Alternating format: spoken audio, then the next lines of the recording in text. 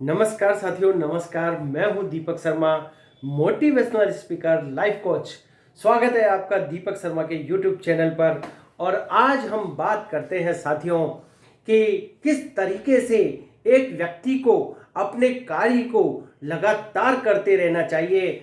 आज मैं तुम सबको एक ऐसी कहानी सुनाऊंगा जिसु तुमको बहुत मज़ो आओगे। और ये कहानी से तुमको सबको बहुत कुछ सीखवा को मिलेगो साथियों, बहुत कुछ सीखवा को मिलेगो। काई छे कि एक बार बात हुई, बादलान की मीटिंग हुई। कौन की मीटिंग हुई? बादलान की मीटिंग हुई। सब बादलान ने मिलकर यह मीटिंग करी कि भाई अब आपा ई धरती पे पानी कौन बरसावा 10 साल के लिए। कितना साल के लिए? 10 साल के लिए आपा ई धरती पे पानी कौन बरसावा। पता नहीं वो रूस गए थे, पृथ्वी के लोगों से नाराज हो गए थे, तो उन्होंने सबने मीटिंग करके या फैसलो करियो कि आपा अभी धरती पर 10 साल तक पानी की बरसात कौन करा। अब यह बात सब किसानन ने सुन ली नीचे, किसानन ने यह बात को नीचे सुन ली। तो जिन जिन ने भी यह बात सुनी, मतलब सबन ने ये बात को लगभग जो भी पृथ्वी पे किसान थे सब ने ये बात को अच्छी तरह सुन ली कि भाई बादलान में मीटिंग है गई और वे अब 10 साल तक पानी कौन बरसावे। तो अब आपा काई करा। तो किसानन ने भी मीटिंग करी कि क्यों ना आपा अपना हल को या खेती जोतवा के लिए जे भी सामान चे, ट्रैक्टर को हल चे या ट्रैक्टर चे या जो भी था ना, उन्होंने बैल थे उन सबको, मतलब बैलों को एक साइड बांध दिया और उन्होंने अपने हल वगैरह जो भी जोतने के सामान थे उनको सबको पैक करके रख दिया।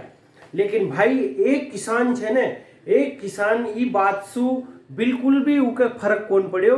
वो किसान ने तो काई करियो, वो किसान तो चने जे आपने खुद का खेत में गयो और हल जोत वो चालू कर दियो। तब बाकी का किसानन ने उसु की कि भाई एक बात बता, ये बादलान ने कहीं अंग्रेजी में बात करी थी के? तो सु सबन के समझ में आ गई, थारे बात समझ में कौन आई के कि उनने या कही छे कि वे 10 साल तक पानी कौन बरसावे, तो तू अभी खेत में हल जोतर काई करोगो।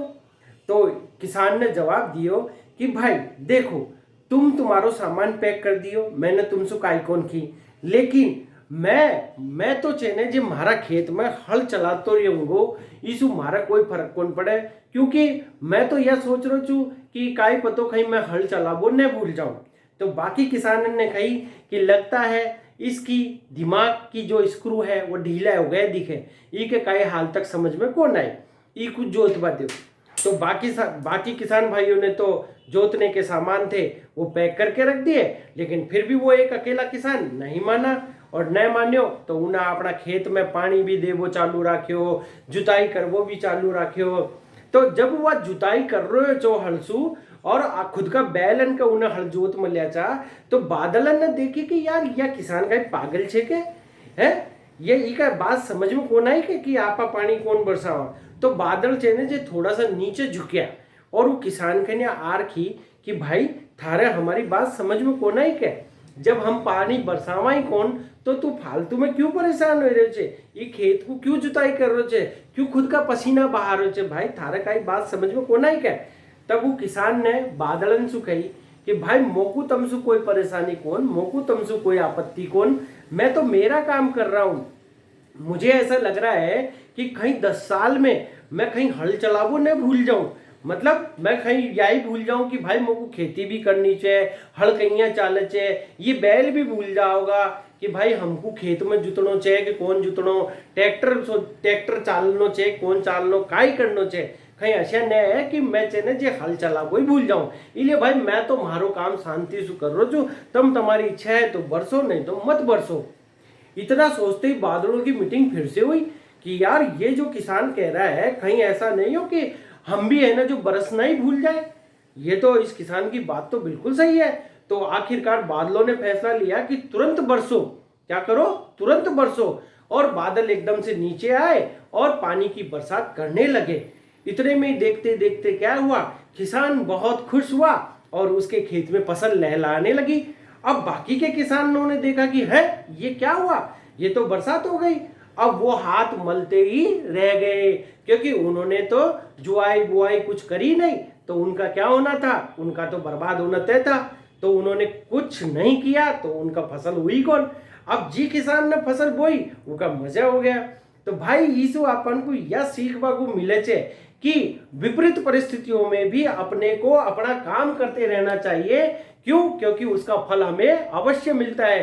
अर्थात जो व्यक्ति मेहनत करता है उसको उसका फल अवश्य मिलता है। तो कभी भी हमें नहीं रुकना चाहिए। मतलब हमको तो हमारो काम करनो छे, बाकी ऊपर वाला का हाथ में छोड़ दो कि काई हेणो छे। मैं तो बस इतना ही जानू छू कि विपरीत परिस्थितियों में भी अगर आप काम करना जारी रखते हैं तो एक दिन परिस्थितियां हमारे ही अनुकूल हो जाती है, मतलब हमारे हित में हो जाती है। मतलब आपा तो आप लोग काम करते रहा, बाकी की जे भी होगी दिख ही जाओगी। तो भाइयों, मेहनत का फल अवश्य मिलता है।